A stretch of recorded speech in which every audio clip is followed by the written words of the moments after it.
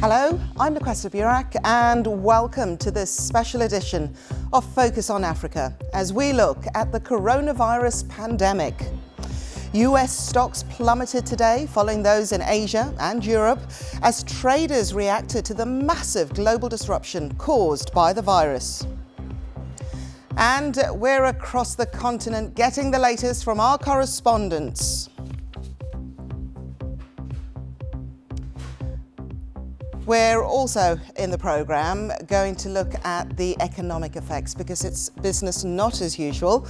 How tourism is taking a hit in the holiday hotspot of Zanzibar. Tourism is a backbone of Zanzibar also, so we are going to lose a lot.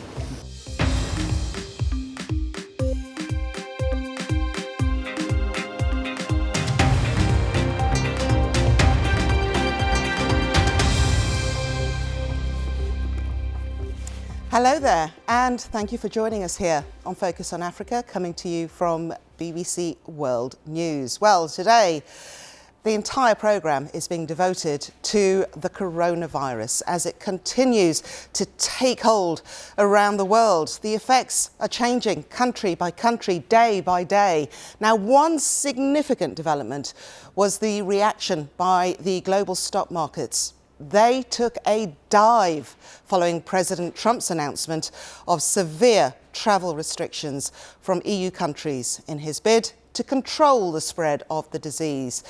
The Dow Jones, for example, in New York fell more than 9%, and in London, the FTSE 100 closed almost 11% down. Now, what were those announcements? Well, Mr. Trump said, this was on Wednesday night, that there would be a 30-day ban on travel between the US and 26 EU states. However, flights to and from the UK and Ireland will continue. Turning to Italy, that total lockdown is now in day 2. All shops, including restaurants and bars, are closed. The exception, though, being food stores and chemists or pharmacies. Now, the total number of deaths in Italy has passed 1,000. China, on the other hand, has actually said that the epidemic within its borders has passed its peak. There were just 15 cases reported today, that's Thursday, as the government began to lift restrictions slowly on millions of people. Well, the medical team at Johns Hopkins University in the United States have been tracking the coronavirus. And this map, you've probably seen it, but it's been very useful. You can actually see worldwide where those cases are. There are 81 countries yet to report a case of COVID-19, and more than half of those are actually in Africa. Now, the WHO says that there are now 132 confirmed cases and 2 deaths across the continent. OK, well, let's get a look at that regionally. An in-depth picture now from our correspondents across the continent. And we're going to start with Ansoy in Nairobi. We've got Rana Jawad in Tunis. Chichi Uzundu is in Lagos. And Nomsa Masego is in Johannesburg. First then, Anne.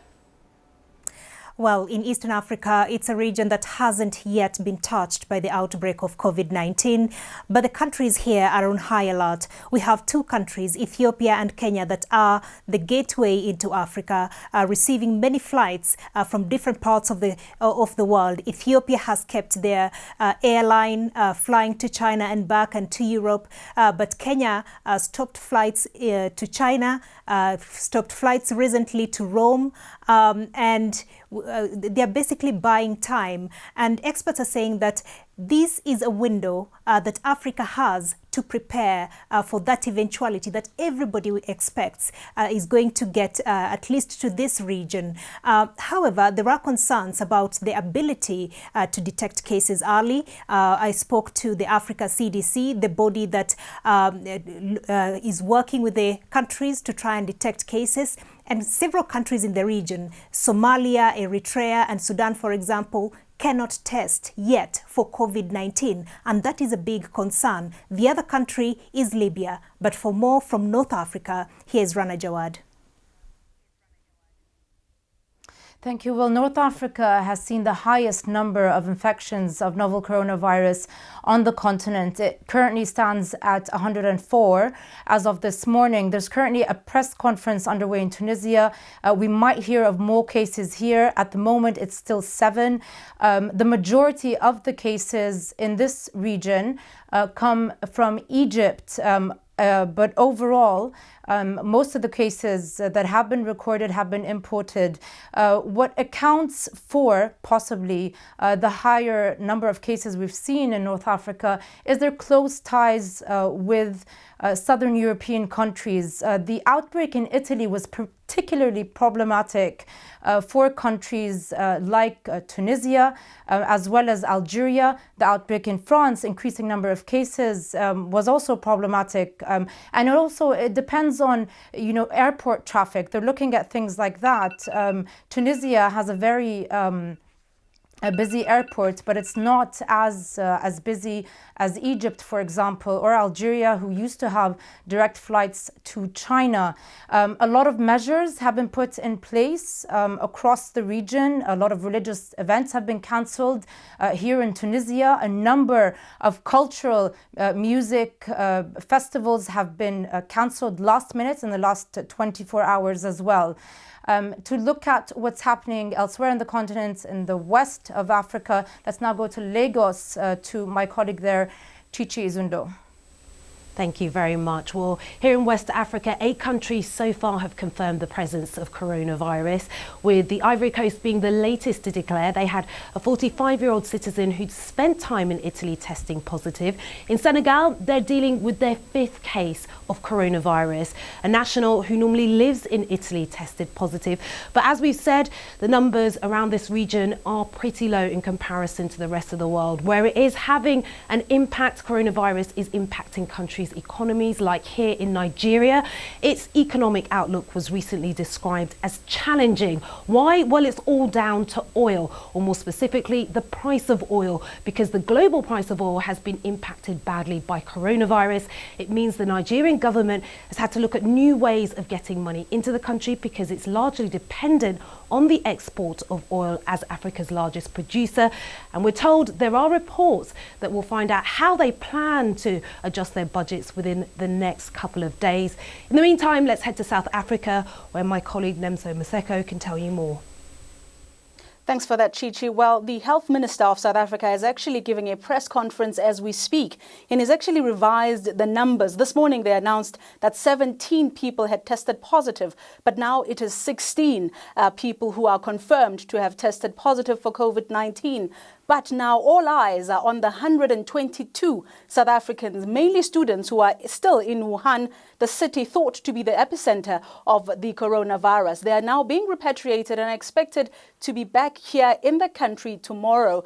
We don't know the timings yet, but what we do know is that the people of Limpopo province, where the 122 people are going to be quarantined there for 3 weeks, are up in arms because they believe that the South African government is actually being irresponsible by bringing those people here, and they even have threatened to protest. But moving further afield to the Democratic Republic of Congo, which has now recorded its first case of coronavirus, and there is a hotel in Kinshasa that is currently on lockdown. And moving back now to Lesotho, the Mountain Kingdom has banned travel from Lesotho and also back into the country, because they're saying that they want to take precautionary measures. And that's the view here from Southern Africa. It's back to you in studio.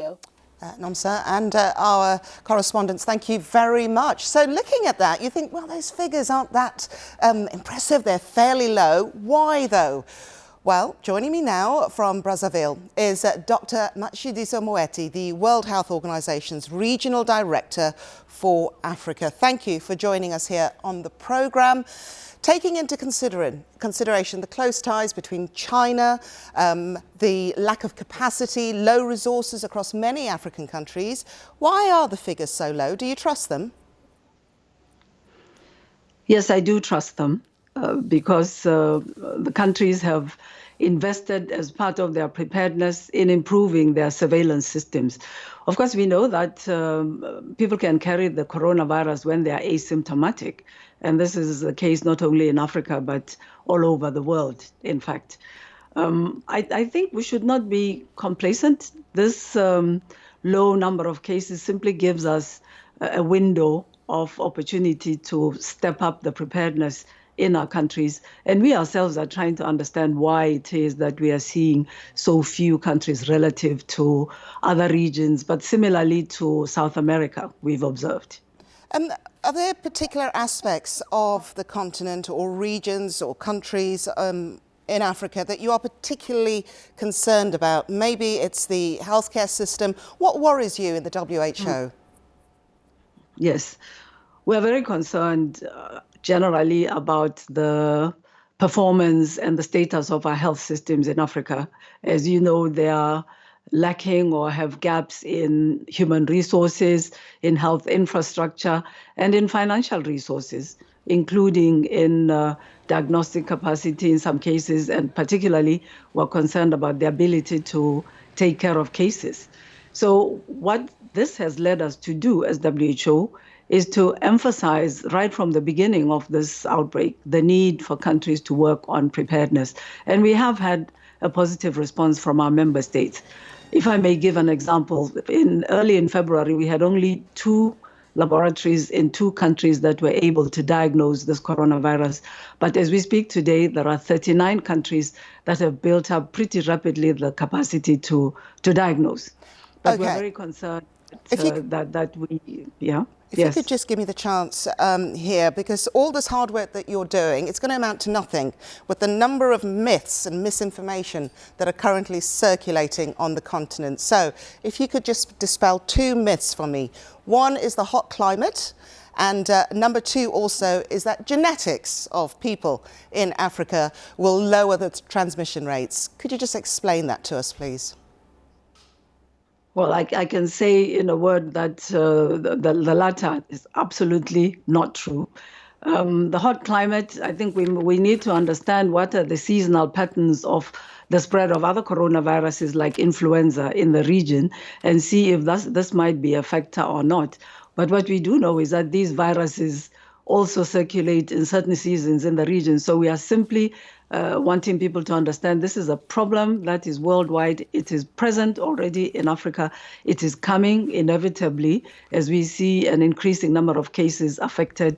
And it is very important for people not to believe any of these myths that make us complacent and not take the action that is needed.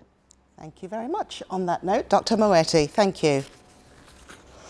You're watching Focus on Africa. Quick look at what else is taking place regarding the coronavirus. And globally, authorities have, of course, now confirmed more than 120,000 cases and more than 4,600 deaths. Italy, again, the worst hit country outside of China, with the whole of the country currently in lockdown. In the UK, Boris Johnson, the Prime Minister, has told the nation that if you have the symptoms, a cough or high temperature, you need to stay at home and self-isolate for at least 7 days.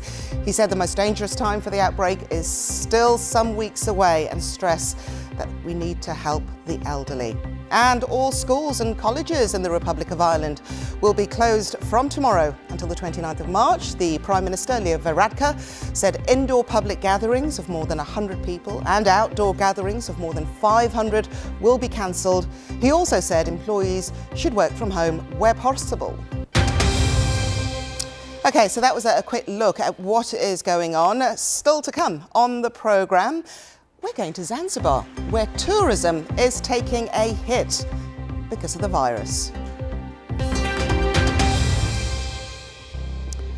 Welcome back. Now, you've heard this time and time again. Italy is one of those hotspots in this pandemic. Many of their elderly, over 1,000 people, in fact, have died, and it's put down to their elderly population. The country is in lockdown for day 2. Plenty of stores have been closed, apart from food stores and chemists. But what is it like living under a countrywide lockdown? Adil Mauro is an Italian journalist, and he joins us now from Rome. Thank you for speaking to us, Adil. How is it? Thank you. It's really scary. I have to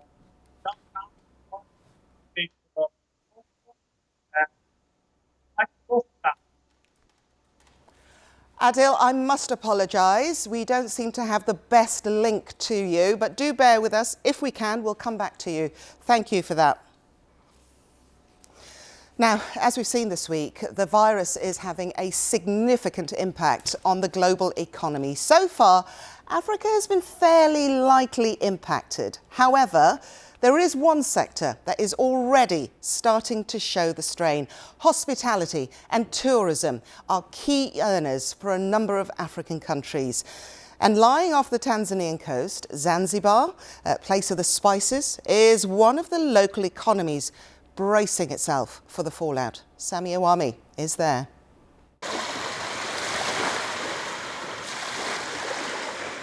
Warm temperatures, welcoming people, not to mention the rich history and culture which attract close to 500,000 tourists to Zanzibar every year. This sidewalk is usually bustling with tourists, but I'm told in the last few days it has become much quieter. Many here fear that this could be part of a slowing down in tourism that this island expects, as across the world, employers discourage their employees from traveling and holiday makers choose to stay home or postpone plans. Zanzibar's economy relies heavily on tourism, which brings in 80% of the island's foreign revenue, so business owners are concerned. Several hotels have already received group cancellations. In Zanzibar, it's going to affect us a lot because Zanzibar really we are relying on tourism now. So it's an Italian market, it's a big market on the other end. But in general, as far as I told you that tourism is a backbone of Zanzibar also. So we are going to lose a lot. The outbreak of the coronavirus has affected our businesses a lot because it has cut down the number of tourists, especially after the cancellation of direct flights from Italy. This island and the Tanzanian mainland don't have any confirmed coronavirus case yet. But authorities have been trying to reassure the public of the preparedness in the event of coronavirus spreading. We have 192 primary healthcare centers, whereby we have people there. We trained our people to look all the symptoms and so on and so forth. We have done to the business people who are traveling from outside the country. They went to China and other places. We do screen them, we do talk to them. So it's a small area, very easy to control because it's a small area. Earlier this week, Zanzibar temporarily cancelled all flights to and from Italy, except for those picking up tourists already on the island. Authorities hope that this move will help protect the island and business will return to normal soon. Sami Awami, BBC News, Zanzibar, Tanzania.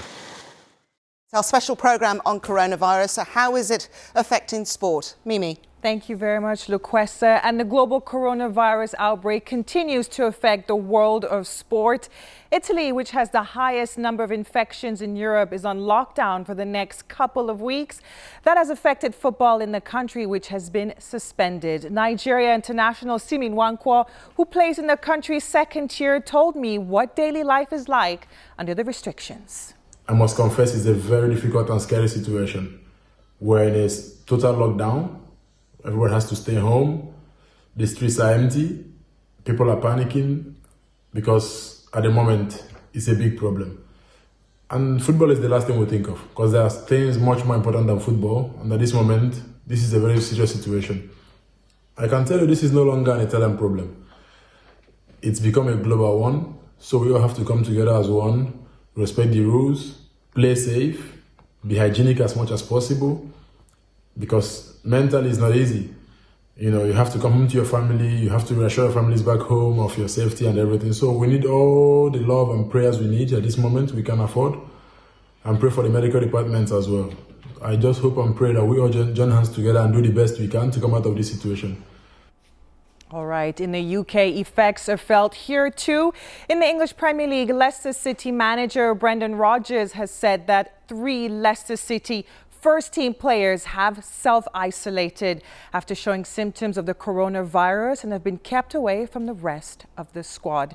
And kicking off in just a few minutes' time, the first leg of the last 16 of the Europa League. Wolves have traveled to Greece, where they will be playing their match behind closed doors against Olympiacos.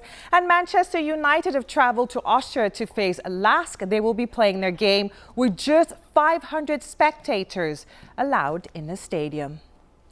Basketball is also affected. The NBA has announced that all matches will be suspended until further notice after a Utah Jazz player tested positive for coronavirus.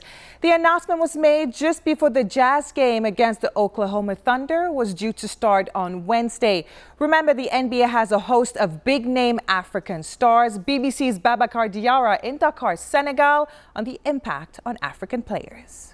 A dozen of African players have been impacted by NBA's decision. For example, the schedule allowed this week a 5-day break for the Cameroonian Pascal Siakam and the Congolese Serge Ibaka, who both play for the Toronto Raptors. But this hiatus will last longer than they thought after the suspension of NBA games. The Utah Jazz was the first NBA team to have a player tested positive for COVID-19.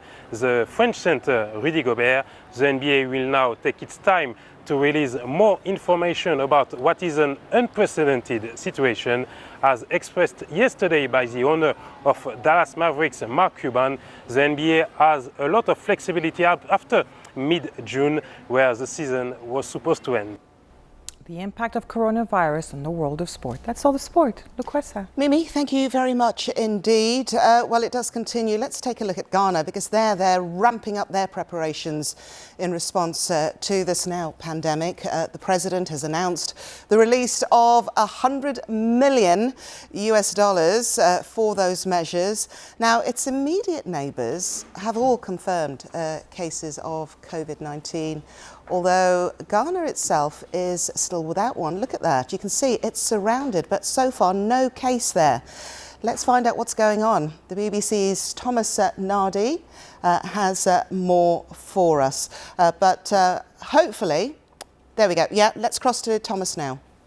Addressing the nation on Wednesday, President Akufo-Addo said that Ghana will spend $100 million to expand infrastructure, purchase materials and equipment, and public education. The president has already temporarily suspended foreign travels for public officials, indicating that only critical assignments will be approved.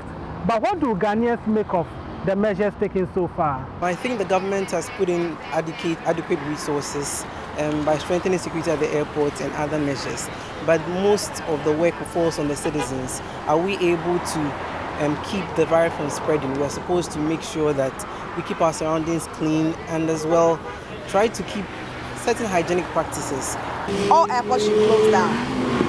If not, I don't know, like I'm being honest, I work in a public place, I work in a mall, and then people come to the mall all the time, foreigners and all that. It's very scary. Concerned about the speech, we have yesterday from the president, and what we are hearing from the government, I would say 70% we are secured. So the rest is over to them to perform as what they are saying. Suppose, or in case, this virus also entered into our country. I all wish and hoping that things like this will not. As trade with China and therefore demand for foreign currency has fallen, the value of the local currency has strengthened. But there are fears Ghana will experience shortage of goods, mostly those imported from China.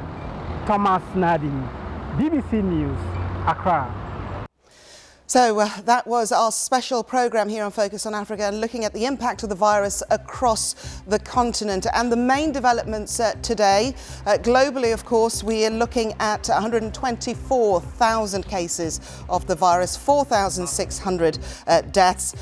Across Africa, 132 cases with 2 deaths reported across Africa. But the main point of this was those stock markets really took a hammering today after that announcement by President Trump.